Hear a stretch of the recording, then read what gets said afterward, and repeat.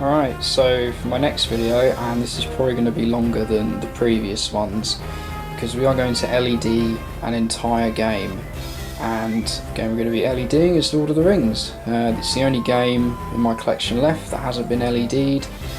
It's a beautiful example. I've done a few little things like the Palantir globe model ready, but the story behind this game is it was bought from Pinball Heaven New, went into a big Lord of the Rings fan's home. He wasn't really a pinball player, so he didn't play it much. It sat there for probably 10 years, racking up around like 400 plays in its lifetime. Then it was bought by a chap I know, John, in Northampton, who had it for a while. Then it went to a friend of mine, Keith, and then I had it off Keith because I've been looking for Lord of the Rings for a good while. I don't think you'll find probably a nicer example in the UK. It's a later run, so it's got a deeper green playfield. Doesn't have an R protector, which I'd like to get, but that plastic's perfect. There's practically zero wear around any of the eject holes, which is pretty normal for these games. If I just come around the side, the cabinet's like damn near perfect. There's nothing wrong with it. Obviously it's had some mods, coloured EMD, speaker lights which I put in. Just come around the other side. You know, no dings, no scratches, put leg protectors on it. Cabinet's practically perfect and the playfield's perfect nearly as well. So this is probably going to take a couple of days, so I'll be filming this in bits. I've got different LEDs and I'll just do a quick cut because I'm going to get them out and show you what I've got. Okay, so what have we got here? What are we looking at? So we've got three things. This is going to make up the bulk of the LED process. Don't worry, this isn't all of them. I've just laid out what I can fit on the machine. So in the left bag here, we've got a Lord of the Rings under playfield light kit from Pinball-LED UK.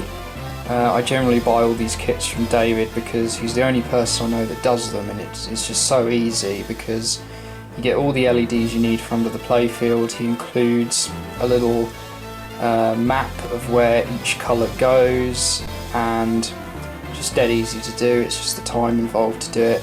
With any game you LED, it always takes time. So those are the super bright kinds. They're generally the ones I buy. He does other kits that are cheaper with different lesser LEDs in. You can check those out on his website. To the right, we've got the style of LEDs that are going to make up most of the GI lighting. These are from Comet Pinball in the US. Generally I do buy most of my LEDs from Pinball-LED UK, but in this case for this game I wanted to do something really special, and unfortunately David doesn't carry as much of a selection as Comet. But the downside of Comet is you have to order what you want individually. They do kits, but they'll do like one kit of 100 of one colour. They won't do like coloured kits like David has, so you've got to be, you know, thinking about what you want.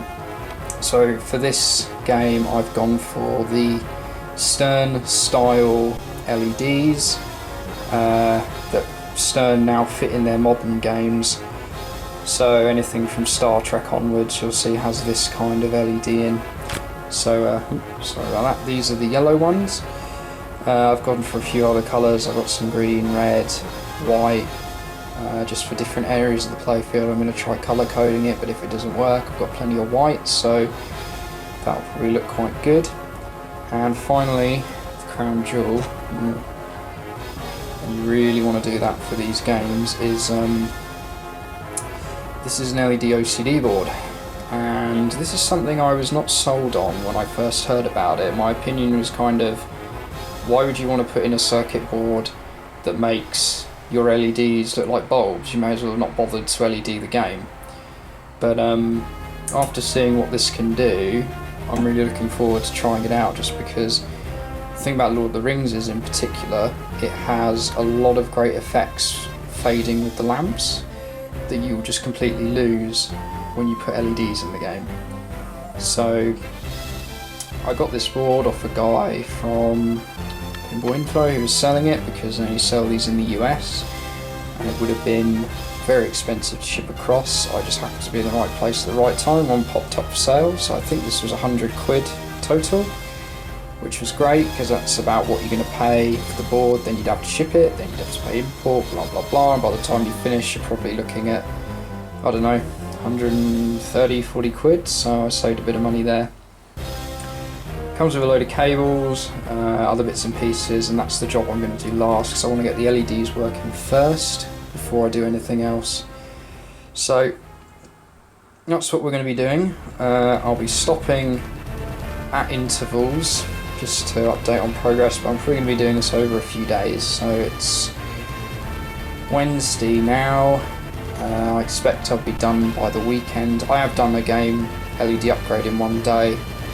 To do all the GI and under the playfield, it does depend on the game, but it will generally take me somewhere between 4 to 6 hours, just because you're changing 100 plus bulbs in one go. But I'm going to take this one easy, just do it in the evenings after work and some at the weekend as well, and get it done. So tonight I'm probably going to start just with the upper back of the game, where there's kind of easy reach ones. So like I might try and do the ring, and I'll do the Path of the Dead, and the ones that kind of light up the back. Those are LEDs already, but they're not brilliant ones, so those are going to get replaced. So that's all to say really for the introduction. We'll see how it goes over the next so many days, and next cut will be when some of the LEDs are in. So this is the last you'll see of this game with regular bulbs. Rule number one of whenever you're doing anything with a pinball: don't assume a job is going to be easy. You think, right, I'll just pull out the Path of the Dead board, that'll be an easy job. Wrong. First thing I went to do when I put the new bulbs in was push them into the socket, and they're only held in by these little plastic clips. So of course that's necessitated taking the front of the Path of the Dead sign off and just basically pushing them in that way.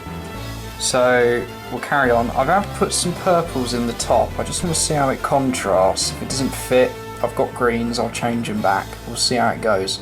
Just another quick update and tip for anyone doing this job. I haven't gone much further. I've done all the backboard, which is looking pretty good, and under the ring. I've just done these flashers, and these are a total pain. I'll show you why. These two at the back were fine. You'll notice, I'll take the cap off, these are held in literally by a little piece of plastic. And of course when you push that in, all that happens is that unhinges and it gets pushed into the mechanism. So I just spent about 20 minutes battling with this particular one because that happened. It's in a right horrible place because it's attached to a ball stop when the ball gets kicked up the up kicker. And I just couldn't get enough wiggle room to get the thing in. I've done it now and put the cap back on and they're all working, but yeah, just a tip. Right, onwards. Okay, so I'm calling it a day now, so that's the end of Wednesday. Made pretty good progress. So I've done the backboard, hops, started, I've done these inserts here, the keep lanes, all the ones up along here. Just done the Gifts of the Elves and the Mystery.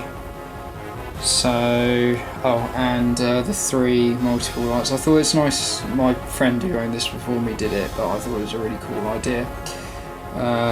The colours for the different colours of the film, so green, red and blue. And then the sheet again. So I might just do these 2 light up spots, and I'm going to call it a day. We'll carry on tomorrow. Okay, so we are now Thursday, carrying on I think with under the playfield lights, which we're doing today. Going to get most of the GI done. I've done a fair amount yesterday. I did manage to do those spots, and I swapped some of the flashes out because I realised they were wrong. If you've ever seen the underneath for Lord of the Rings, that's what it looks like. This one's really clean, just like so, as you already know, just because of its history. Even got the manual with it, and it's really nice. So I think these are done. That one's done. All the ones up here are done. Just some of the GI up the top, and then some of the bits and pieces. So as we progress, I'll keep updating. Okay, so probably 45 minutes on, and this is how we're looking. We've got green now in the slings, which I think looks quite nice with the grass. The two whites in the spots, whites under Arwen. Going for some yellow kind of under here with the golden ramp. Not actually probably that much left to do in terms of GI under the playfield's all done. I'll have a look at that and put it in test in a moment. There's couple of bulbs over here, a couple here, and the ones in between the lane guides and the ones back up here behind that to do. And that's kind of it then, really. Then we're going to look at putting the LED OCD in. I might get to that tonight, I might not, but we'll see how we go. Alright, so nearly 9 o'clock at night now, end of Thursday, and this is where we are. The GI and under the playfield is pretty much, well, it's done really. Not going to get to the OCD board today, we'll do that tomorrow. Yeah, I'm really happy with it. So what have we got? So green in the slings, done this one. This was a dead bulb, believe it or not, because it's in probably the worst place.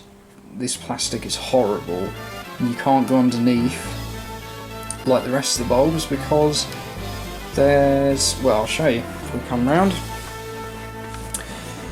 There's a coil in the way, and the wire to it's covered by what looks like a piece of I don't know, some kind of covering, which is it's stapled in place, and I don't have the staples to get it back if I pulled it off. So it's kind of how we're looking. Yep, really pleased with it. It's come out really nice. Like the red and the kind of yellow I've gone for up here. We are getting some fantastic strobing at the moment with the LEDs, because that's how they're working. So tomorrow we're going to put in the LED OCD, and I'll take a before and after vid. Might put that up separately so you can see how that looks as well. Yeah, so this is where we are. I'm really pleased with how it's looking. Be 10 times better with the LED OCD board in. The only job I've got left to do is to actually push that bulb there down, because it's sitting loose at the minute, because it's just horrible to get your fingers in. You need little baby hands basically to get in there, and see how we get on. But that's the end of day 2.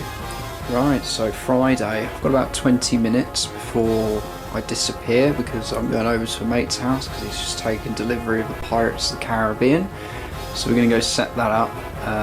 I'll try and get this done before I leave, but I don't think I will. So today we're putting in the LED OCD board. So this is the back box inside of Lord of the Rings. It's a White Star board set. This is before Stern switched over to Sam, and then later the Spike system. So I'll get the board out in a minute. Basically, I'm probably not going to film much of the actual installation process, because I will be following a guide that has been very handy given to me from Pinside. Basically, the board's going to go somewhere here. Well, there's a gap. It's either going to go here or here. Just so don't put it on these pins, because you might short something out. And then it's just going to involve replacing some connectors here. And that's kind of it really. Should be nice and simple. I haven't actually been in this back box. The only thing I've done really was I swapped the batteries out up there for lithiums so they don't leak and go all nasty. I should probably put a battery holder in, but lithiums are fine for now. So that'll do for now, and I'll come back in a bit. They do say with, it was in the instructions, I was going to say with the OCD board to turn the game off 10 minutes, for at least 10 minutes before you do anything. I imagine that's to let the caps on the boards discharge properly. This game's been off all night though, so shouldn't have a problem there. Right, see you shortly. Right, so we're 10 minutes on. Literally that board took 10 minutes to install. Here it is sitting in the game. So really easy, you get 2 connectors with it. J3 goes to, is that J4? It might be J4. One of the J's goes to the connector there, the other one goes to the connector there. You unplug the connectors from those 2 boards and they plug into J1 and 2 on the LED OCD board. I might tie these back at some point, but they're looking okay. And that's it. You mount it on, clean it with isopropyl alcohol, and you mount the board in place. And then this is the result. We've got our LEDs in the game, but we've got the lovely fading effect back that you keep with the lamps. There's no more horrible strobing, no ghosting, none of that. It looks bloody lovely. I'm really impressed with that. This is just on the stock things. The thing about that OCD board is you can plug it in as well, and you can change kind of the fading options, so quicker, slower, things like that. But I think this looks really nice. Definitely worth it. Like I said, I was really on the fence with an LED OCD board because I was like, what's the point? Why would you buy LEDs to make them look like lamps again? I don't get it. But really easy to install, looks 10 times better. You know, I'm dead chuffed with that mod. It was 100 quid, but it was worth it in my opinion. So 10 minutes to install, looks bloody amazing. So next thing is, when I've got the game all back together and back in its place, I'll set the camera up and you can see how it looks on the playfield.